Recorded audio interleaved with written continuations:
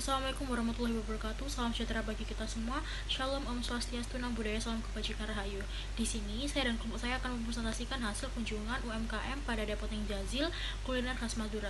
Sebelumnya, perkenalkan saya Farhan Putri Salsabila dengan NIM 1412300076 dan rekan-rekan saya. Perkenalkan, saya Lingga Bayu Aji Wijaksono dengan NIM 1412300132. Nama saya Muhammad Syadwal Sumantri dengan NBI 1413000136. Perkenalkan, nama saya Muhammad Raka Detian dengan NIM 1412300145. Perkenalkan, nama saya Muhammad Taufiq Ramdhani dengan NIM 141230001444. Selanjutnya ada pendahuluan, yaitu UMKM berperan besar dalam perekonomian Indonesia karena mampu menciptakan lapangan pekerjaan dan meningkatkan kesejahteraan masyarakat. Salah satu sektor yang paling berkembang adalah kuliner, karena selain memenuhi kebutuhan konsumsi, juga melestarikan cita rasa budaya daerah. Depot Ninjazil berdiri pada tahun 2023 di Sidoarjo, hadir memperkenalkan masakan khas Madura dengan sistem by order melalui WhatsApp. Meskipun adaptif terhadap teknologi, pengelolaannya masih sederhana dan berbasis kekeluargaan. Karena itu, perlu dilakukan kajian untuk memahami bagaimana strategi dan penerapan manajemen industri dapat membantu usaha ini berkembang lebih efisien dan berdaya saing. Oke, selanjutnya ada flowchart metodologi penelitian yang alurnya yaitu dari mulai, lalu pendekatan penelitian atau deskriptif kualitatif, lalu ada subjektif dan objektif penelitian untuk pemilik dan operasional. Setelah itu lokasi dan waktu penelitian yaitu Depot Ninjazil pada 10 Oktober. Berikutnya ada studi pustaka dan studi lapangan. Lalu identifikasi masalah dan tujuan, analisis awal strategi usaha, lalu pengumpulan data, observasi, wawancara, dan dokumentasi. Selanjutnya tahap pelaksanaan kegiatan persiapan dan kunjungan laporan. Setelah itu tingkat kesiapterapan teknologi TKT level 6, lalu perhitungan biaya pra penelitian, lalu ada penyusunan laporan, dan setelah itu selesai.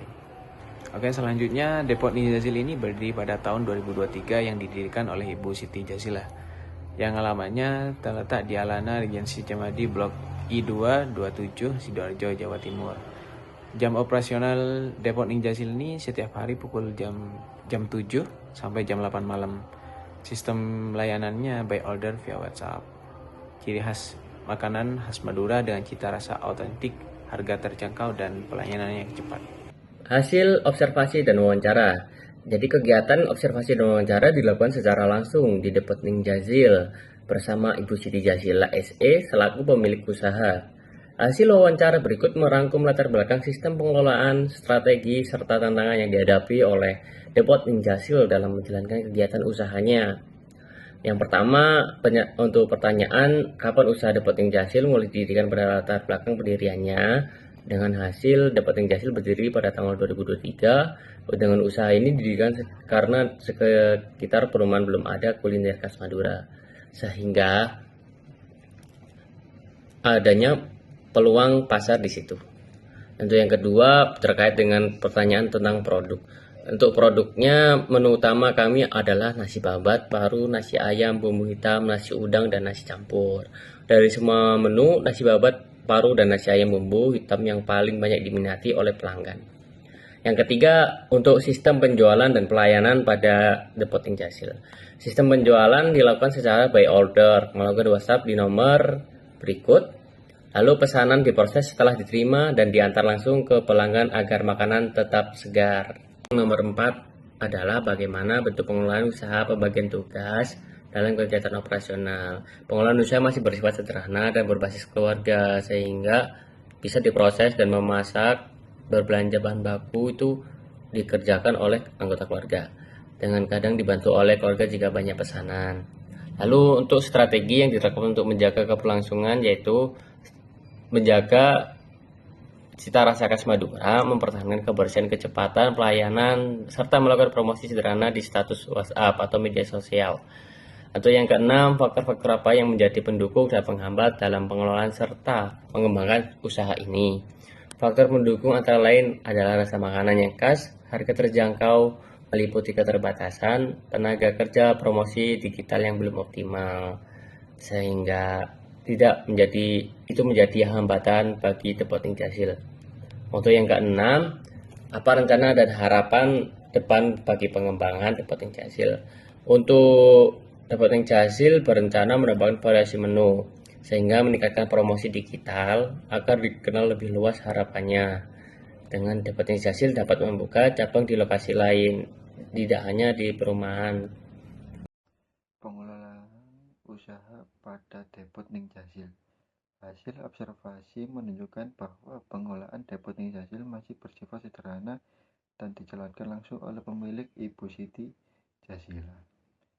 Seluruh kegiatan mulai dari perencanaan menu, pembelian bahan baku, produksi, hingga pengantaran pesanan dilakukan secara mandiri dengan bantuan keluarga saat pesanan meningkat.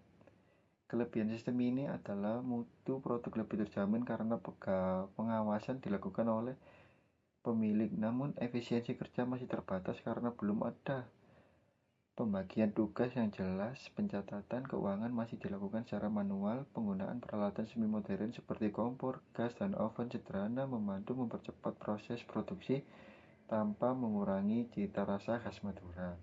Secara keseluruhan, pengolahan usaha ini cukup efektif untuk skala kecil, tetapi perlu penerapan sistem administrasi dan pembagian kerja yang lebih terstruktur agar usaha dapat berkembang lebih optimal. Yang kedua, strategi pengembangan utama.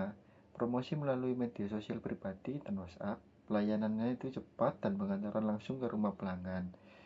Menjaga kualitas rasa kebersihan, kustomisasi menu by request. Hasil kesimpulan dan saran. Kesimpulan pertama, Depoting Jasil menerapkan sistem pengelolaan usaha yang masih sederhana dan berbasis keluarga, sehingga seluruh aktivitas usaha dapat dikendalikan secara langsung oleh pemilik. Dua, pemilik mengatur seluruh kegiatan usaha, mulai dari pengadaan bahan baku, proses produksi, hingga pelayanan kepada pelanggan untuk menjaga kualitas rasa dan kepuasan konsumen. Tiga, strategi pengembangan usaha difokuskan pada mempertahankan cita rasa khas Madura, menjaga kebersihan produk, memberikan pelayanan yang cepat, serta memanfaatkan media sosial dan WhatsApp sebagai sarana promosi. 4. Faktor pendukung utama usaha ini adalah cita rasa yang autentik, harga yang terjangkau, pelayanan yang baik, serta adanya pelanggan tetap yang memberikan kepercayaan terhadap produk. 5. Faktor penghambat yang masih dihadapi meliputi keterbatasan tenaga kerja, sistem catatan yang masih manual, dan pemanfaatan promosi digital yang belum dilakukan secara maksimal. 6.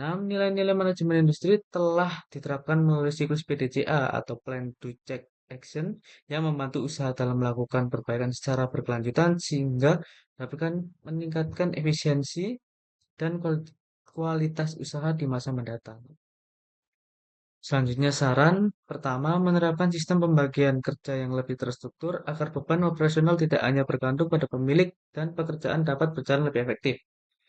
2. Menggunakan pencatatan keuangan digital sederhana untuk mempermudah pengawasan stok bahan baku, arus kas, serta pengembalian keputusan usaha. 3. Mengoptimalkan promosi digital melalui akun bisnis Instagram, TikTok, dan Google Maps agar jangkauan pasar menjadi lebih luas dan dikenal oleh lebih banyak konsumen. 4. Membuat konten promosi yang menarik seperti foto produk, testimoni pelanggan, video proses memasak, serta promo khusus untuk meningkatkan minat pelanggan. 5. Menambah variasi menu khas Madura dengan kemasan yang lebih modern, tanpa menghilangkan ciri khas produk, serta menjalin kerjasama dengan UMKM lain untuk memperluas peluang usaha. 6. Melakukan evaluasi secara berkala terhadap penerapan siklus PDCA, agar setiap permasalahan dapat segera diperbaiki, dan kualitas usaha terus meningkatkan secara berkelanjutan. Sekian presentasi dari kelompok kami. Terima kasih atas perhatiannya. Jika ada kesalahan kata atau ketidaknyamanan, kami mohon maaf. Wassalamualaikum warahmatullahi wabarakatuh.